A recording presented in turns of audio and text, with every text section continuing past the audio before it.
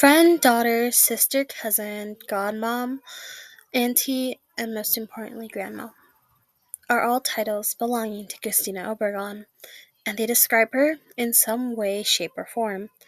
Being one of the most important people in my life, Christina means the world to me. Growing up, Christina never really had anyone to protect her from the cruel elements of the world surrounding her, so she made sure she was always there for me.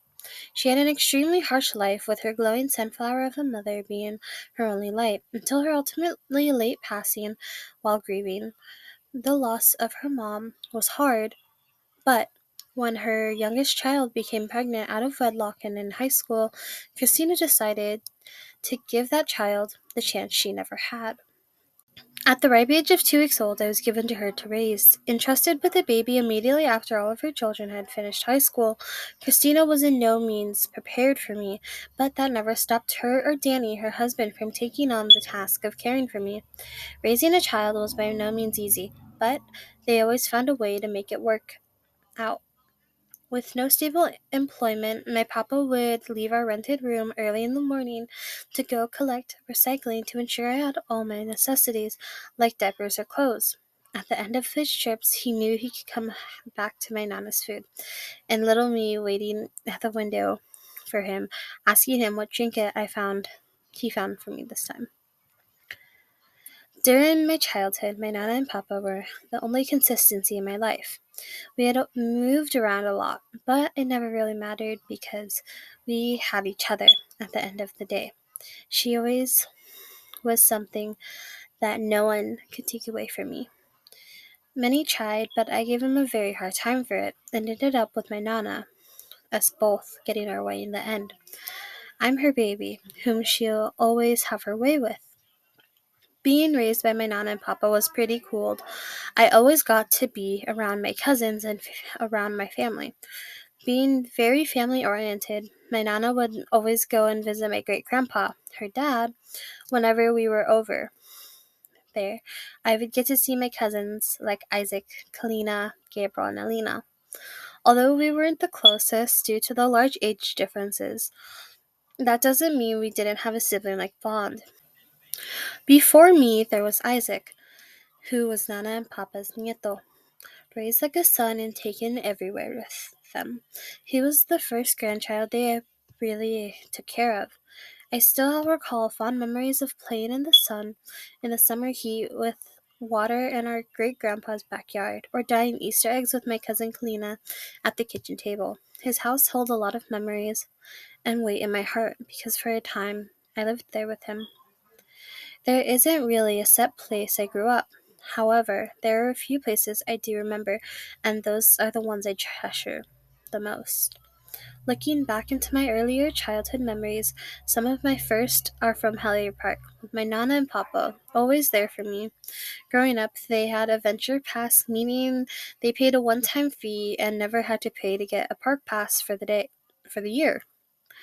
It's the backyard of my childhood. Getting to play at the swings while getting pushed by Papa, riding my scooter alongside Nana with a pestering smile on my face, playing with water balloons while Nana laughs, trying to prevent me from hitting my Papa. Oops, I met my target. Some days my Papa would take me to walk around the lake to tire me out. Hellier Park is such a nostalgic place for me because it's one of the backgrounds of my childhood. It's a place from my childhood that isn't special to most, but holds incredible weight in my heart. It's somewhere that we could go each week and not have to cost money. It was special because it was accessible to us every single week or day. Places like the Kids Discovery Museum, Eastridge Mall, Chuck E. Cheese, and even the flea market were so much fun as a kid. Although we weren't able to go there as often, the times we did were so much fun. We made so many valuable memories in places like these. We would always go there during the weekends, have a really fun day, and even maybe go to Hellier Park. My Nana was always super protective of everything and anything. Whenever we went out, we would split up. My papa going to entertain himself with something, and me and my nana walking around spending time together. She always followed me around, ensuring I was okay while playing with me all the time. She definitely, and still is, a helicopter parent, but she was still able to make it feel fun.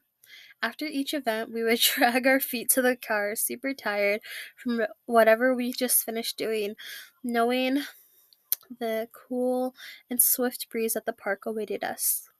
During 2021, we started to go see Nana and Papa's family. They lived far away in places like Merced, Mariposa, and Atwater, which aren't short drives by any means, meaning we stayed with them for quite a bit when we did go up.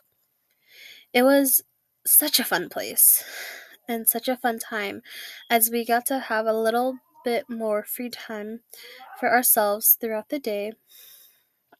Meanwhile, while it got close to the evening time when everyone came home from work, we all came together to cook and eat dinner, play card games, watch TV, and bond as a family unit. I got to see the people who were always talked about, such as Papa's brothers and other sisters, and interact with them in real life.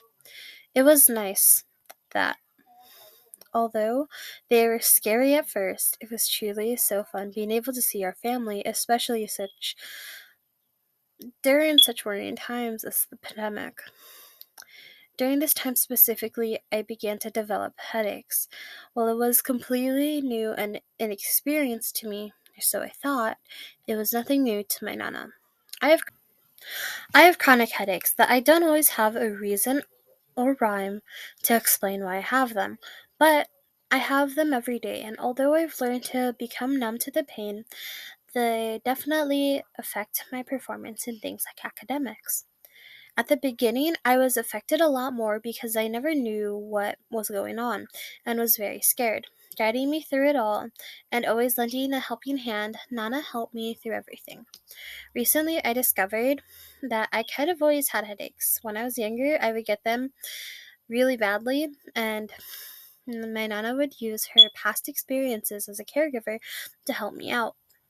Ironically, when I was younger, the only thing I could really remember was my Nana and Papa. No matter the time or location, as long as we're together, we're a family. We are complete. We've been through a lot together, and all of our past experiences have only made us stronger and closer. And yes, we fight all the time. We're in the stages of our lives where that's just normal. We disagree often and might enjoy getting on each other's nerves. At the end of the day, we love each other deeply, which is the most important thing we have. So I repeat, she's a friend, daughter, sister, cousin, godmother, auntie, and most importantly, my grandma.